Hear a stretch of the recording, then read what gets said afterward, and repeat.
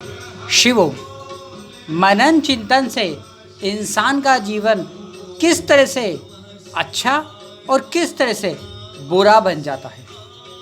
मनन चिंतन एक ऐसी अवस्था होती है जिसके अंदर इंसान स्वयं ही स्वयं को उतारता जाता है। धीरे धीरे वो इतना मनन चिंतन करता है कि उस सोच और विचार जैसा स्वयं को बना लेता है।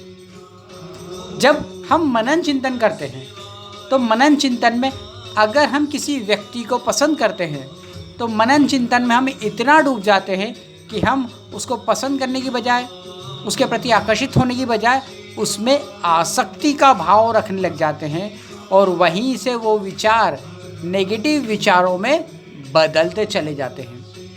हम उसके प्रति नेगेटिव विचारों को बढ़ाते चले जाते हैं, इतना सोचते हैं, इतना विचार करते, इतना मनन करते और इतना चित्रण करते कि हम बैठे बैठे ही सपने देखने लग जाते हैं, जिससे हमारी मानसिक शक्तियाँ कमज़ोर होती जाती, मन मस्तिष्क में तनाव बढ़ता जाता, शरीर में बीमारियों का संचार होने लग जाता, क्योंकि अभी हम जो अपनी शक्तियाँ थी उसे खर्च करने के काम में ज़्यादा उपयोग कर रहे हैं। इतना मनन चिंतन कर रहा है कि बस यही चाहिए, इसके अलावा कोई हो ही नहीं सकता, यही व्यक्ति है, इसके बिना मैं जी नहीं सकता, इसके बिना रह नहीं सकता।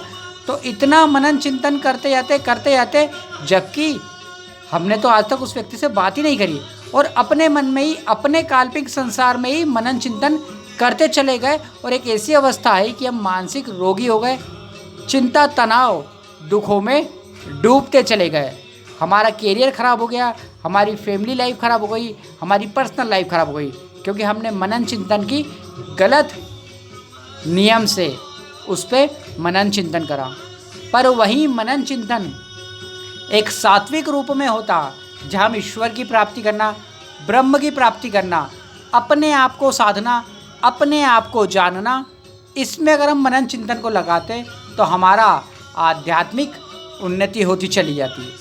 क्योंकि जब स्वयं को साधने की कोशिश करते हैं तो सबसे पहले हम शांत होते जाते हैं, स्थिर होते जाते हैं, एकाग्र होते जाते हैं। जब इंसान शून्य हो जाता है तो उसमें चिंता तनाव दुख कहीं नहीं रह जाते, क्योंकि अब विचार ही नहीं बचे तो दुख कहाँ से आएगा। इसीलिए प्राचीन समय कहा था, जैसी संगति वैसे विचार। पर आज के समय में क्या हो गया, हम विचार पहले बनाते हैं, संगति बाद में करते हैं। उसी कारण से इंसान आज के समय में फेल होता जा रहा है। जितना वो मॉडर्न कल्चर में जाता जा रहा है उतना ही दुख को बढ़ाता जा रहा है, क्योंकि उसे लगता है कि बाहरी आनंद और बाहरी सुख ही शांति का कारण है। वास्तव में मन की शांति अंदर से आती है, बाहरी आवरणों से नहीं आती।